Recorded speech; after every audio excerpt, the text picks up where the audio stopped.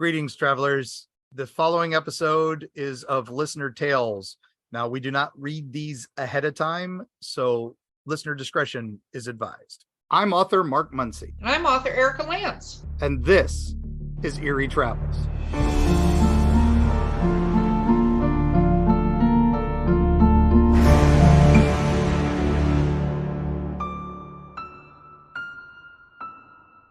Greetings, travelers. Greetings, travelers. Oh man, we were just discussing before we decided to do this episode again. It was time for more listener tales, but yes. We wanted to just say thank you all so much for sending these. We're overwhelmed by the growth of this podcast. And we're overwhelmed by our fans. We really appreciate you guys, and we appreciate that you are enjoying what we're bringing forth because, you know, we of course can sit in our mountain homes and think we are hysterically funny, but you guys are acknowledging that you're actually interested in what we have to say. Very reaffirming that we found our tribe, and you all have found your tribe too. You're all welcome here. So. Yes, and keep suggesting stuff to us because your suggestions are making it so they're episodes that we want to do. Like the last, I think it aired a little over a month ago or a few weeks ago, the listener tales and the Bigfoot stories. But I mean, the listener questions gave us a couple episode ideas that we're going to be doing in October. Yeah, we're working on them in development. So. Yes, to TBD. No, so we're going to be doing those. So please feel free. And I know somebody recently commented on one of the episodes that they loved the werewolf episode. We did the who's the strongest werewolf. So I think we're going to do who's the strongest mummy or ghost. I forget which one we're going to do next. One of them, but also we had some requests for like favorite horror movies and stuff like that. So yeah, we're definitely going to dig into that come October, gang, which is not this month, because this month is Road to Mothman. Road to Mothman. I don't know why I said it like that, actually. That's good. We are on the road to the Mothman Festival, third weekend in September every year. Make your plans, get there, come by boat, by train, by plane, by extra-dimensional craft, time travel, whatever. Be there. Point Pleasant, West Virginia, third weekend in September, always. So. Yes, and we're going to be there, and we're super excited. And we have a surprise that's going to come up. I think 2 episodes from now, we're doing a little surprise. Oh, yeah, we got a special guest. Yeah, we do 2 episodes from now. And then on top of that, I mean, we previously announced this, but you can have Destiny Beard's Mothman track, which is going to be able to be downloaded and purchased and stuff like that. So that'll be exciting. Yeah. So that track will be available. So excited for that. And we can't share it until Mothman because she won't give it to us. But it's going to be wonderful. So we're excited for that. But today, Mark, we're going to get to do some listener tales, right? Yeah. I think it's time for another round of listener tales. Thank you guys so much for sending these. All you have to do to send us one is go to the Eerie Travels website and click on that send a story. It goes straight to us, and we read them and we love them, and there is no real sorting and all that. We try to present them as best we can, straight from you guys. And if you don't want us to mention your name, we won't. We just put tell us you want it to be anonymous. We are not going to share if you don't want us to share. And we don't read these in advance. So just so you are aware, we note that it's a listener story and we put it in our secret vault of listener stories when we gather enough of them. But that's why as we go through this, if you're wondering why we stumble a little bit at times, it's because we haven't read them yet. That and I stumble over what I say on a daily basis. So your words just are a level of complexity on top of that. So. Okay, so Mark, I think you're kicking us off here, right? I think I'm starting us off, gang. So this one starts with, hello, Erika, Mark, Callie, and hopefully other travelers. Oh, hello. So optimistic beginning. I just wanted to share a story about when I saw a Bigfoot. I've seen him twice, but this is the second time. I was driving down Highway 10 going from Ola, Arkansas to Little Rock, Arkansas, and it was 3 a.m. or so, This is a backwoods highway to stay off of Interstate 40. Anyway, I came around a curve and I had to hit the brakes. It ran across the road in front of me. I seen it plain as day. He was the color of an orangutan with green tinge. He looked me square in the eyes and kept on trucking. His face has a greenish tinge also. I have no doubts he is the master of camouflage. He was probably 7 foot tall and probably at least 400 pounds, but not fat, thick, and muscular. Thanks. I hope this gets read. Brian G. Well, thank you, Brian. And I am never going to go down Highway 10. So thank you. Me neither. Yep. Good. Thank you, Kelly. High five. Cross Hi. the Zoom. Yep. Absolutely. Nope. Oh, hey, it's an orangutan with a green tinge crossing in front of his truck at 3 a.m. Well, and I can say, we've talked a little bit about the Bigfoot camouflage thing, but at night in the dark with the lights reflected, a brown or a lighter brown color can also come across very orangey in that type of, depending on the headlight. So, and the green tinge, could be a moss of some sort on it. I do agree. They are the masters of camouflage, and it did, it made eye contact with you. So, and it kept on trucking. It did not bother you. It's like, oh, I got spotted. I'm out of here.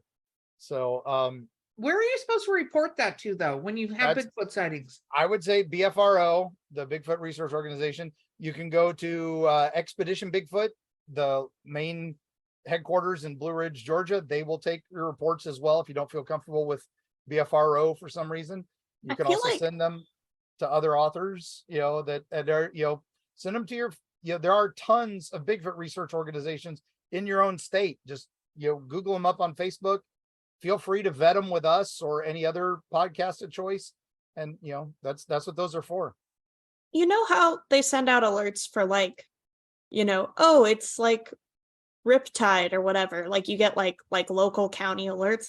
There should be an alert for a specific cryptid in your area, like that's been spotted. My favorite was the lizard man of Skateboard Swamp. I think we mentioned this when the eclipse was happening a few years ago. The actual emergency system of Bishopville, South Carolina, sent one of those warnings saying, "Warning: we don't know what the eclipse will do to affect the lizard man's habits." So, it was not a hack.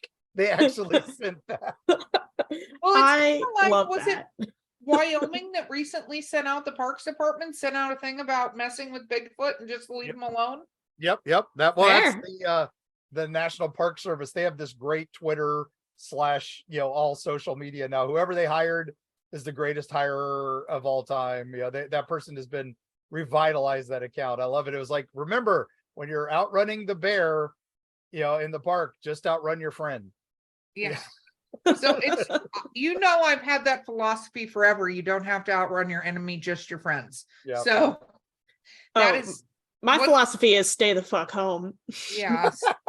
Well, you had a fearmonger in your house, so I don't know if I'm going to follow your philosophy. Let me rephrase. Stay the fuck home away from my bed. Okay, good. I like that. So thank you so much, Brian G, for your story. That was great. Yeah, and yes, orangutan color and that size. Yeah, and again, he said not fat, but thick and muscular. Yes, I that is a common trait with these things. So, again, saw something he didn't understand. He reported it to us at least. So, and they hope it got read. Well, guess what? We read it. So yeah, you did. We read our listener tales, listeners. So unless you do something, well, we don't even read them in advance. I just said that. So go, send them in. Okay, here we go. This call came through on a dreary December day. I like how this is starting. Oh, yes. The caller ID read that it was the local hospital, and I picked it up. I spoke to a rather frantic young man who informed me he was being held against his will and needed an attorney to help him. I assumed it would be, I wonder if this person's an attorney. I'm going to assume that's the case. Yeah, okay. This is from an attorney. Sorry, I forgot to copy that over. So okay, that makes sense, because I'm like, this is called a spam call. No, just kidding. Okay, so frantic young man who informed me he was being held against his will and he needed an attorney to help him. I assumed it would be an involuntary committal defense, and after speaking with my client, I gauged that while the man was most definitely in need of mental care, he was not a danger to himself or others and was unlikely to be one.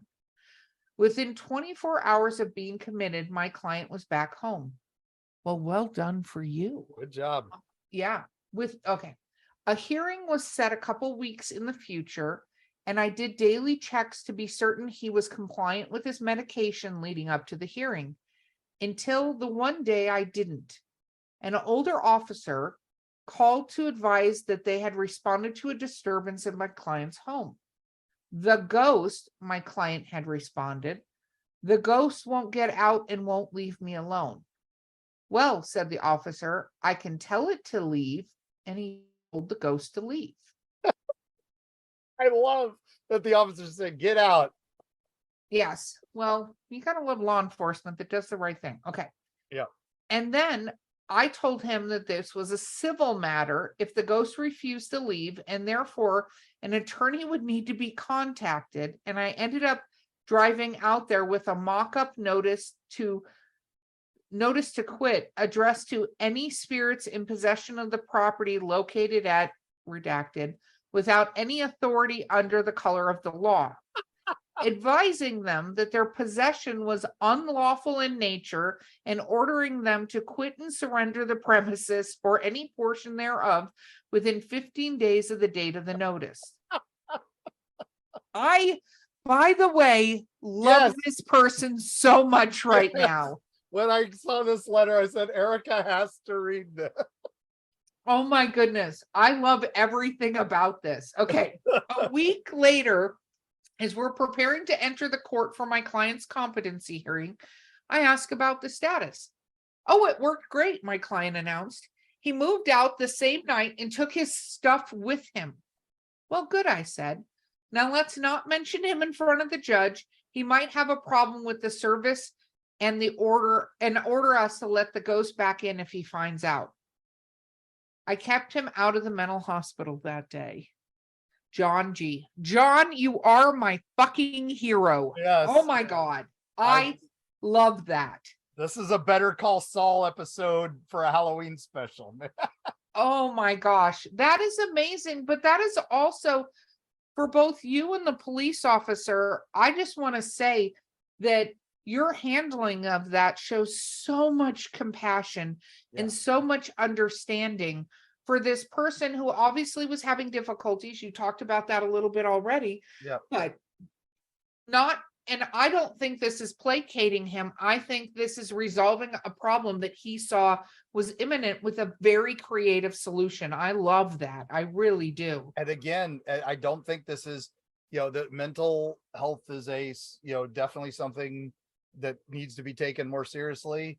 And I love that they didn't belittle him, that they didn't, make fun of him for, a ghost on his property. And who knows, there may have been a ghost that was talking to him. And, and then when the lawyer showed up with the cease and desist, or what was it? The notice to quit the address. That's fantastic. So I think that is brilliant because I'm just saying I've had some things in my past. I wish I had a notice I could have posted. I know Callie wishes they had a notice they could have posted. Before immediately stepping up to exorcism, call this guy and have him bring in that notice to quit. I mean, I think you got a side business here for paranormal removal. So I love that. Callie, not next time, notice to quit. Get that in writing. For sure. Yeah. Absolutely. And I do love that the cop said it's a civil matter, you're going to need an attorney. And so he called his attorney again, which is great. Smart. Very smart. There is nothing I don't like about this. This is pure joy. Right? I was going to say, John, this may be one of my favorite listener teams so far. I absolutely thoroughly appreciate it. So thank you. And he was definitely not a danger to himself or others, which is fantastic. So, which is great. You're doing good work there, my friend. Doing good work there, my friend. So, all right. So Wow, gang, how do I top that? I don't know, but hey, this one, since we're on the road to Mothman, this one I thought was appropriate. So this one was an anonymous. They did not want to supply a name with this one, but I'm wondering if anyone could tell me what we've been experiencing for years at my husband's grandfather's house in West Virginia around the Buchanan, Lewis County areas. So the original event was when my husband and his cousin were in the woods connected to their property and swore they heard something calling their names that sounded just like their grandfather. It didn't feel right to them, so they ran back to the house where granddad was watching TV. Had to get them calmed down before they could tell him what happened. Then another cousin saw what she called mini werewolves. Okay. Mini There's another part of this, but I want to stop here for a minute. mini werewolves, like tiny little baby werewolves. Okay. First thing, the thing calling your name in the woods. We've talked about that. We've talked about this a lot. That could be one of many things. That is one of the rules of the Appalachians. That's one of the rules of the reservations. That's one of the rules of just about anywhere. That should just be a rule. If this happens, just make it a rule. Yeah. If you hear your name calling and it's not someone you are expecting to call you, don't respond. No. Don't respond. You are asking for trouble. There's a thing called the hide behind. There's a thing called the seek and find. They all have names, and you just don't. And they have very, very unpleasant end results. Yeah, legendarily bad end results. Yeah. Now, another cousin saw what she called mini werewolves. Now we've discussed this before. They go by many names all over the place. Puckwudgies, they're called, and in your Bridgewater Triangle area, and then they're stump jumpers down in Florida. Yeah, and they the devil monkeys or the demon monkeys and things like that. They look more like some cross between a hyena and a monkey. They do look like mini werewolves, and that's the Hollywood werewolf. That's why these people call them this. And again, not pleasant creatures to interact with per the stories. Yep. So, and then the last part of her story is, and then another time saw a pale/bald humanoid that moved really fast. We've all seen this one at different times, always at night, and grandfather's house is in the middle of the woods with no neighbors. So, pale bald humanoid that moves really fast. I think it might be tied into the name, calling your name in the dark. That is definitely sounds very much fairy or folk spirit or straight up Slender Man. I mean, that's what I'm getting. Something like that. You're thinking. Well, like I was also going to say like that. Skinwalkers. Yeah, skinwalkers could be. I mean, Yeah. Slender Man's Sounds not like real. Skinwalkers. But Yes. honestly, anonymous listener, I would actually take a look at the ley lines around where your grandfather's property is. And we haven't done an episode on ley lines yet, so that might be on the list to. It's on our list to do, but I would take a little look at the ley lines and also where you are in relation to the mountain cave. Yeah, well, you're in the Appalachians because they're in West Virginia, the Buchanan, Lewis County area. Remember, West Virginia is the only state entirely in the Appalachian Mountains, or Appalachian Mountains, whatever you want to call it, depending on where you're from.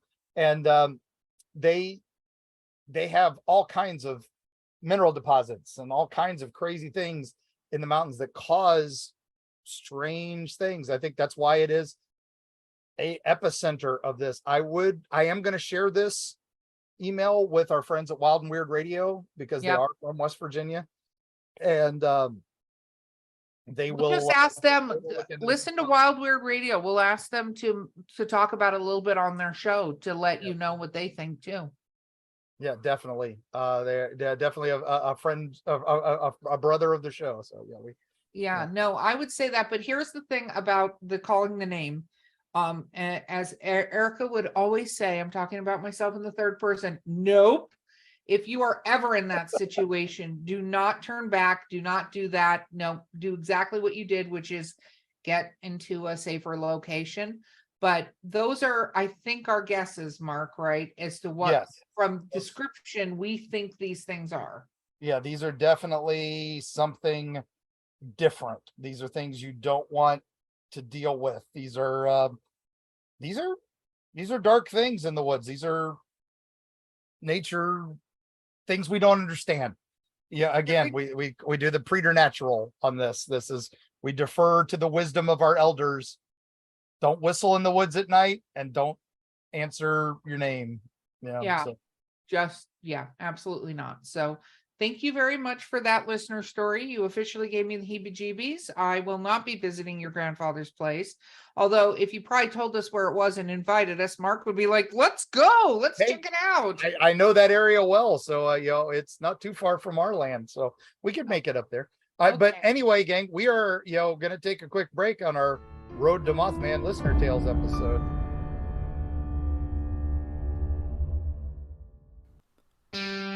Erie, Appalachia. Gear up for a frightful jaunt into the darkest reaches of the ancient Appalachians. Folks deep within the Appalachian hollers lean close to the campfire to share stories of the inexplicable with hushed awe. Monsters rumbling in the hills, strange lights darting through the pitch black night sky, horrible occurrences almost ineffable in their bizarre tragedy. Tall tales, you might say. Tell that to the Flatwoods monster in Braxton County, West Virginia, or the Goat Man of Louisville. Look into his humanoid eyes and let him know you don't believe. And what of those apparitions in Mammoth Cave's Corpse Rock, or the Satan spawn known as the Jersey Devil? How do you respond when confronted by these mysteries? From the metaphysical energy that swirls near Serpent Mound in Ohio to Point Pleasant's Mothman legacy, Mark Muncy and Carrie Schultz explore the dark history lurking in the shadows of Appalachia. Read by Mark Muncy, author and experts on strange folklore with appearances on shows such as Ancient Aliens, The Curse of Robert the Doll, and many, many more. Greetings, mortals and others. I'm Dick Terhune, the voice from hell. I work with haunted attractions all over the US, Canada, and Europe to increase audiences and enhance their experience with highly effective commercials, narrations, animatronic character voices, whatever your dark heart desires. Let me help you do more, scare more, profit more. Find out more at Voice from Hell on Facebook and at voicefromhell.com.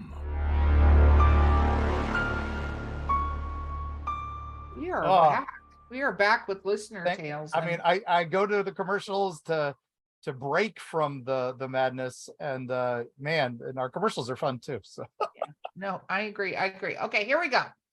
Mark, I want to read a true ghost story about something that happened to me one time.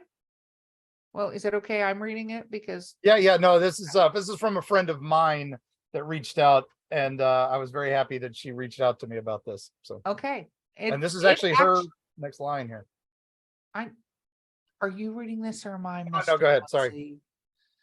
Trigger warning. It mentions a violent crime. I didn't put that in there. I'm reading the story.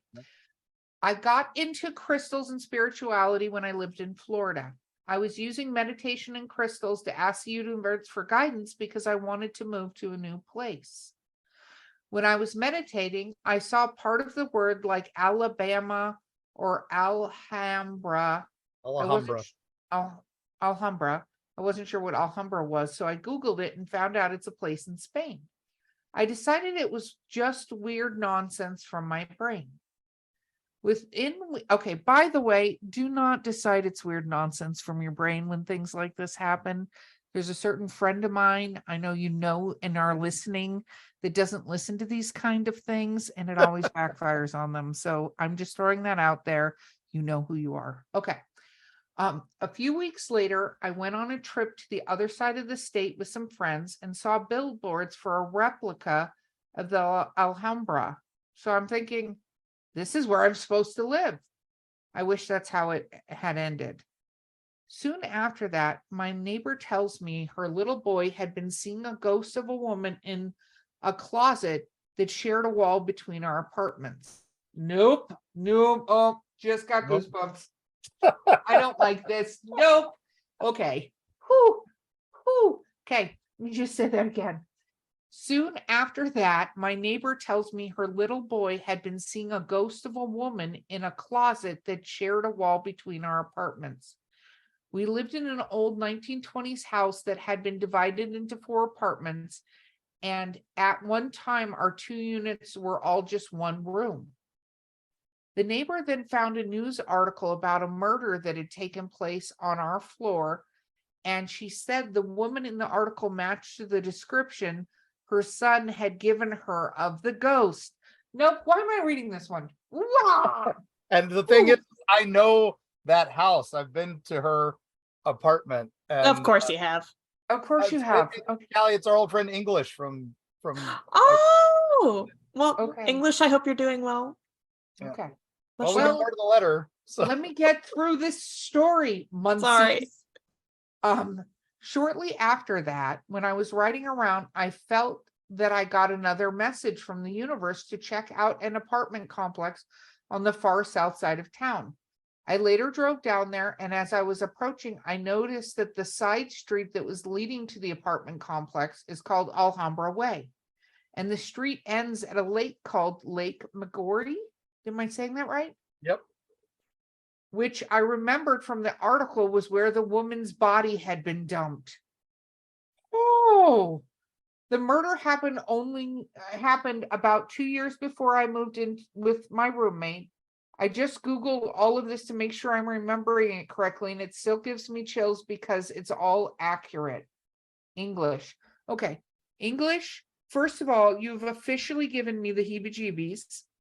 Second of all, I don't care if the Muncys go to your place. I'm never going to that place. And third, what the actual hell?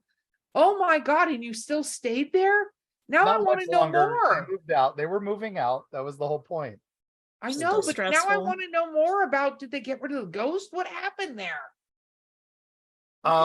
What's scary is that apartment building. It's right north of downtown St. Petersburg, and it was an area that is, depends on the time of year, what type of urban renewal is going on. That area has had its share of history, and this was a famous murder that occurred there, and she didn't know anything about it.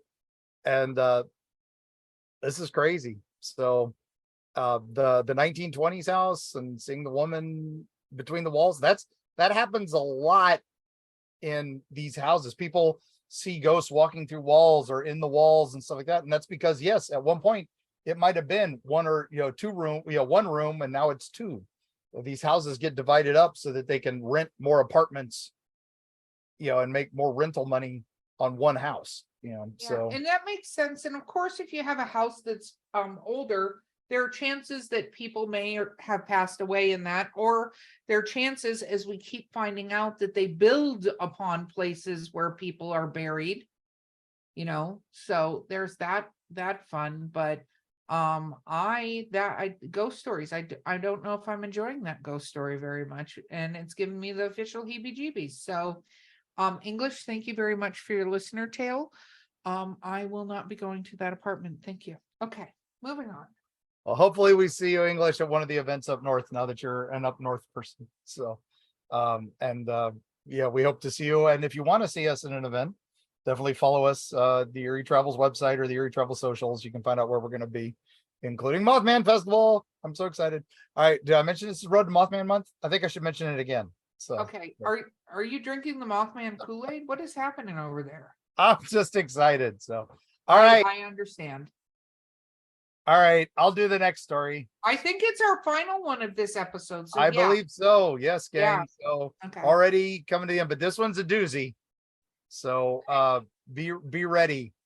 So I grew up in North Carolina. Hey, there you go, Erika. Hi, welcome. And was a direct descendant of a proud, full-blooded Cherokee Indian who did everything she could to make sure we knew where we came from, including telling us stories and legends that were associated with our people. Well, that's wonderful. That's good. Unfortunately, not all of those legends were happy ones. One in particular was the legend of the Hairy Man. It tells the story of Cherokee people being pushed from the land they loved and separated from their families, and even being denied their ways of life and told they were not even allowed to hunt and provide for their families. During this sad time in my people's history, they had white people tell them they couldn't even raise their families that meant everything to them. A little footnote in Cherokee history is that they consider their children as sacred gifts from the mother's earth spirit, and they loved them. But as they were forced to change everything they were ever taught and knew, sometimes they were forced to do the unthinkable in order to protect the people of the tribe as a whole. What you have to understand is that during this time, even though all their children were special to them, just like any other time, they sometimes had children that were mentally and physically, it's kind of typed weird here, mentally and physically different. This includes any type of mental illness or physical deformities that could possibly be the cause of problems for the band or tribe as a whole. This included a child that couldn't keep up, or in some way could hold up the tribe up, or a child that would be unusually loud and call attention to them as they're being forced to move. So during these heartbreaking moments, sometime the decision was made to give these children back to the earth spirit. Whoa, This whoa. is rough. This I'm taking a is break. very heavy. And Yeah. um Wow. our heart goes out because yes, there's so many terrible things that happened in our Yeah. history. I mean, Unforgivable things. Look up Trail of Tears, people. This is hitting awfully close, man. Wow. Yeah, I mean, and it's true. This is the nature of the way it was. And And this is true not only to Indian tribes, but even you know, people throughout history. When a child was born in a way or was found in a way that they didn't have a way to physically care for it, or it had something that they considered, they didn't consider it a mental problem. They considered that there was something wrong with the child or the person. Generally, those people were not taken care of and sometimes just outright killed. what's sad is still in some developing countries, this is still going on. So Yeah, and it was a way of survival. We're not justifying it, saying it's right, but no, it it's was just a way of survival at that time, especially for nomadic tribes and stuff where they couldn't keep Yep. track. They did this sometimes with their elderly too, but Yeah. that's getting way darker. So yeah. All right. continue So on this tale.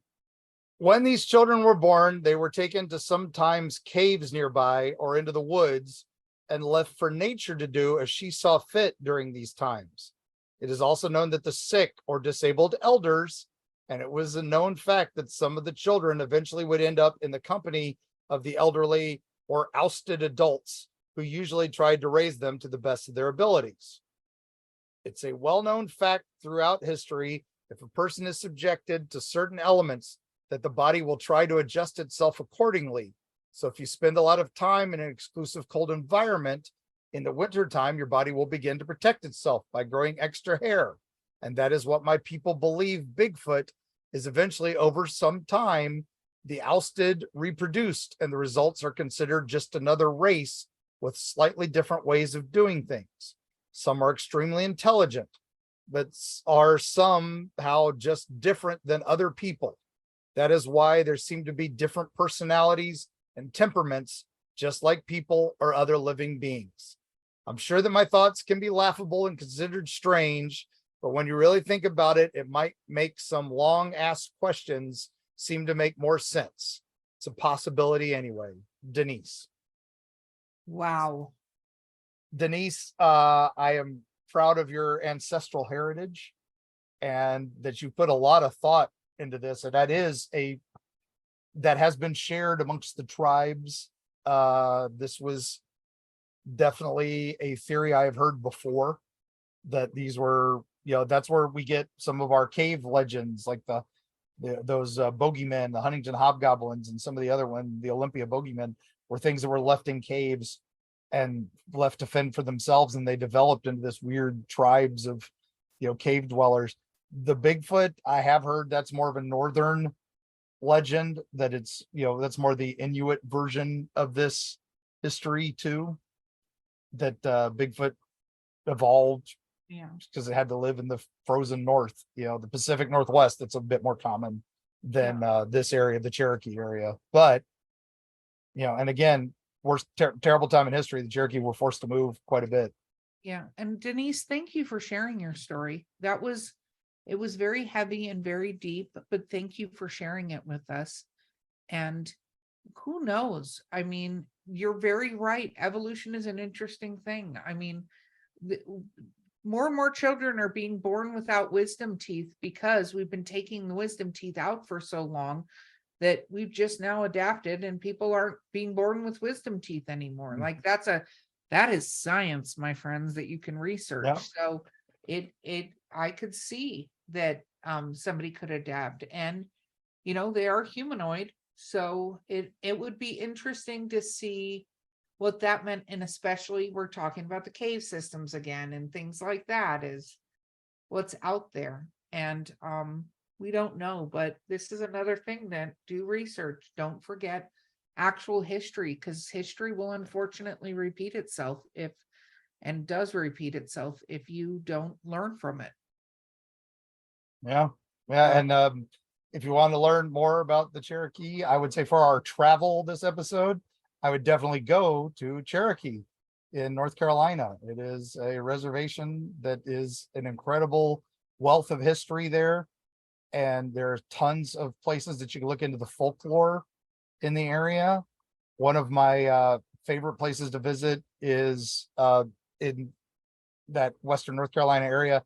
There's a great museum, and I'm going to have to put it in the notes, but that's where the Cherokee totems to the Moon-Eyed people are. This was a tribe that they defeated that were very small people with big eyes and round heads that, very similar to the Fae in descriptions, or very similar to aliens in our recent descriptions. So an interesting thing. So yes, the Cherokee know the lore, and they know their ways. And as we said, don't listen, don't respond in the woods, don't whistle in the woods at night. That is Cherokee, is where a lot of that originated, as well as other parts of the world that brought it over. And you don't want to wake up the evil spirits or the owl man. But the Cherokee also talk of the kindly ones in the woods and the hairy man. So absolutely. Well, thank you all so much for all your listener tales. We absolutely love them. Keep them coming. You can go to our website at erietravels.com and you can submit a listener story to us. You can let us know if you want us to use your name or not. It's totally okay. You can also ask us any questions. We recently had a listener's tales question where people sent us some questions they wanted to know from us. So please feel free to do that as well. If you don't have a story, we'd love your question. So we're excited for the road to Mothman. We will be seeing you guys there. We'll be seeing you at Dragon Con first. If you're going, check us out. We're doing a live Erie podcast from Dragon Con. So Erie Travels podcast, we get to meet some of our travelers in person. Super exciting for that.